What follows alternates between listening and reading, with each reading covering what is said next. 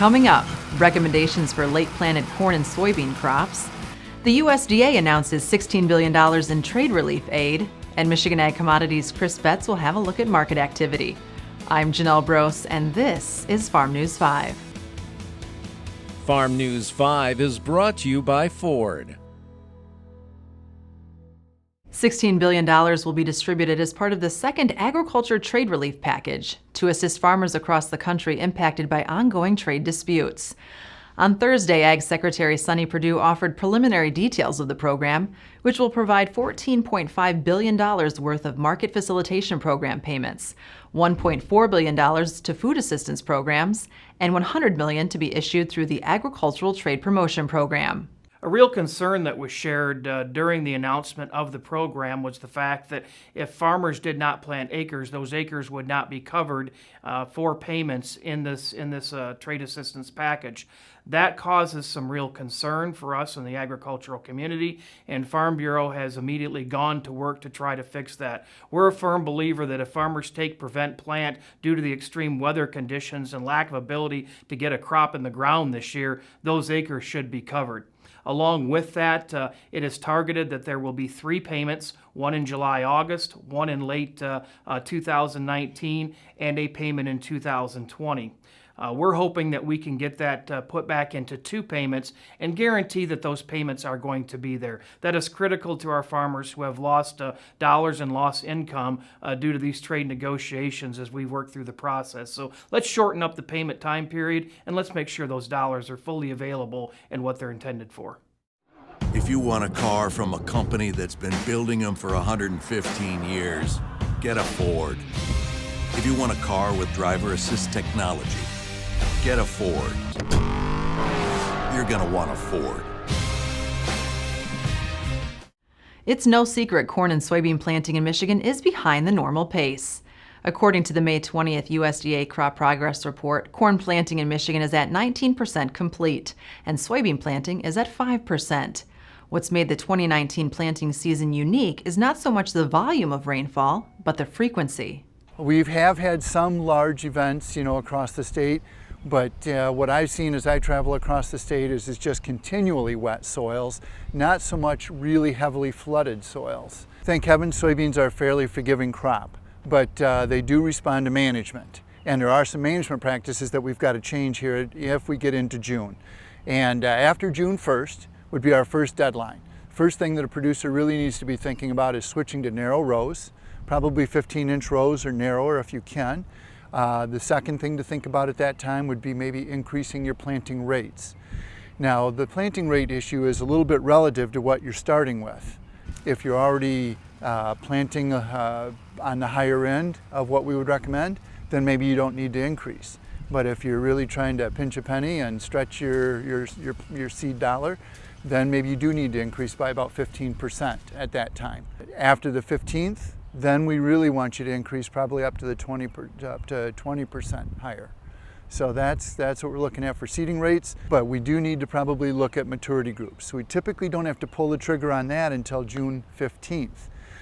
With, again, an exception. It depends on what you're starting with. There is a map of Michigan that shows the full season maturity group ranges, and you'll see that. And so refer to that map when you're making your decisions. If you're planting varieties that are adapted according to that map, you don't need to change until the 15th. But if you're pushing your maturities harder than that, you should be changing sooner than that, probably after June 1st. Meanwhile, one of the biggest questions on corn growers' minds is, should I switch out my hybrids? What we're trying to stress to growers is that we need to stick to the plan for the most part that was put together this past fall. Obviously the plan has changed a little bit, but we need to not completely turn it upside down, not to completely throw it out the window, that we need to keep agronomics in check. We're not to give up because we really do not know how the season will progress, and we really still can achieve 100% of our yield targets this summer. Delayed planting progress and a forecast for more rain to come in the next week begs the question, is this the year for farmers to utilize the prevented planting options through their crop insurance policies? Prevented planting is a failure to plant an insured crop by the final planting date designated in the insurance policy or during the late planting period. In Michigan, the final planting date for corn is June 5th, and the final planting date for soybeans is June 15th. The very important thing is to first and foremost be in contact with your crop insurance agent. Get them on the phone right now, even though we're not to that June 5th deadline. Let them know that you're way behind. Give them an idea that you might be interested in taking advantage of Prevent Plant.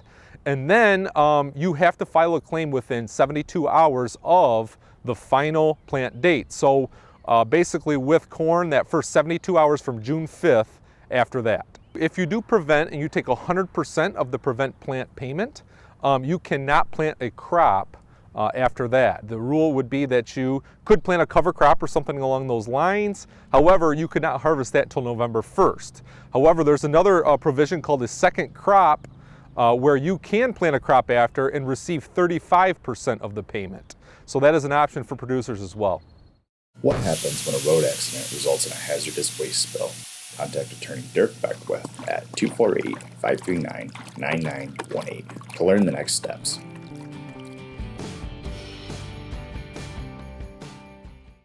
All Michigan Farm Bureau farmer members are invited to a celebration 100 years in the making. Considered the highlight of Michigan Farm Bureau's 100th anniversary, the organization's centennial celebration will be held Friday, June 14th at the Farm Bureau Center in Lansing. Members will be able to enjoy games, prizes, food, and beverages, including a custom-brewed centennial beer created just for the event. While admission is free, registration is required online by June 1st. Visit mfb100.com/celebrate for more details and to register. And now with a look at the latest market activity, here is Michigan Ag Commodities' Chris Betts. Thanks, Janelle. Rain systems made their way across the Midwest, lending support for corn this week after the USDA said planting progress was just 49% complete as of May 19th. Extended forecasts continue to feature rain, which will cause further delays in already saturated fields.